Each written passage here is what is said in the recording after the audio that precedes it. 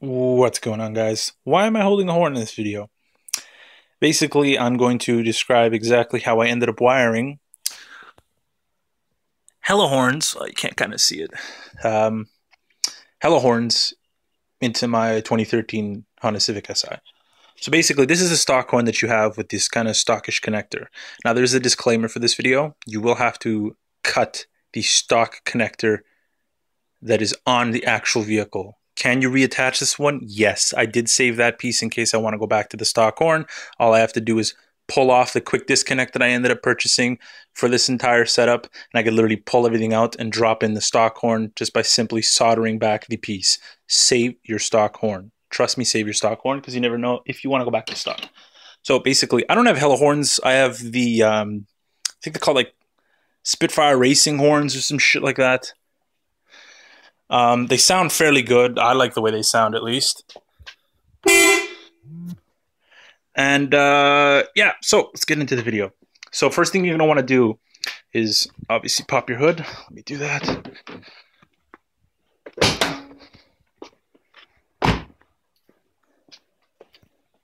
Let me try to do this one-handed.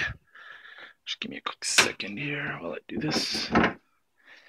So pop your hood, remove all the clips for your plastic panel, and remove the panel.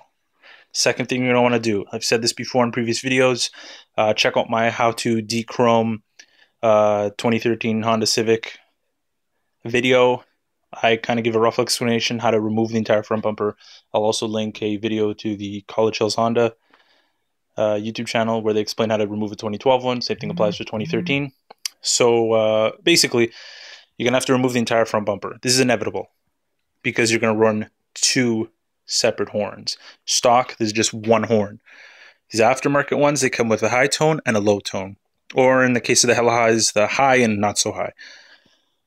So basically, you have a wire that runs along the inside over here and goes behind there.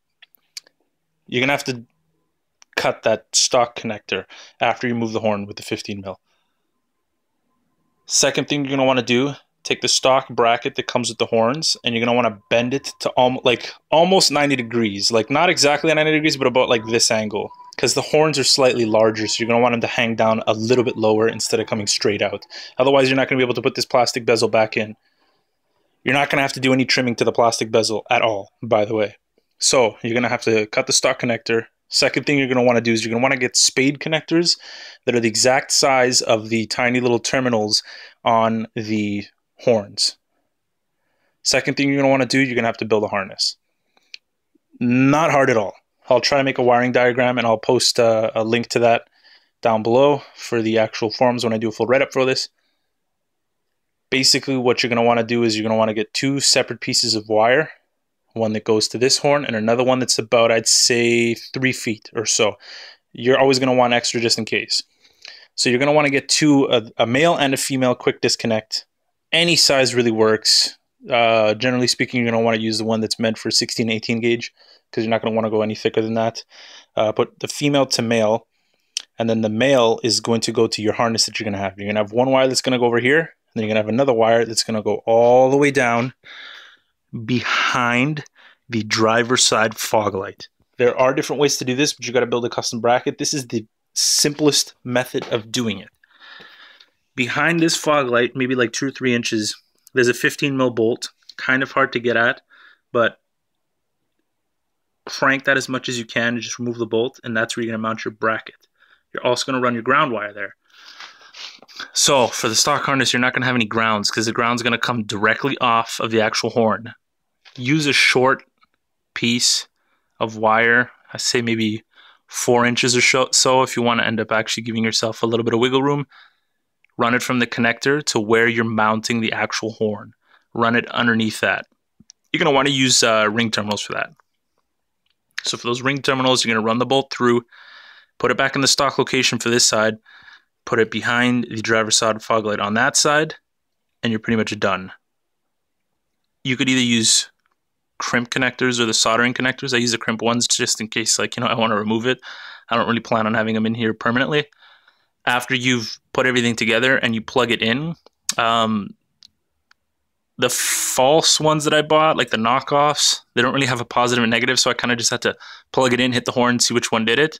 You don't have to run a relay for this. To be honest, there isn't really a tone difference. It's a little bit louder if you end up running a relay and then a separate power source. I don't find it necessary, to be honest, because you don't really need it that loud. This is easily twice as loud as the stock horn, and it sounds a hell of a lot beefier. Also, if you want to buy the horns, I'll put a link in the description if I end up finding it. Otherwise, just go on eBay and type in Spitfire horns, or whatever the heck it was called. I believe it was Spitfire horns. They're like $30, and honestly, they work fairly well. It's just the hardware kind of rusts out, which isn't really a huge issue.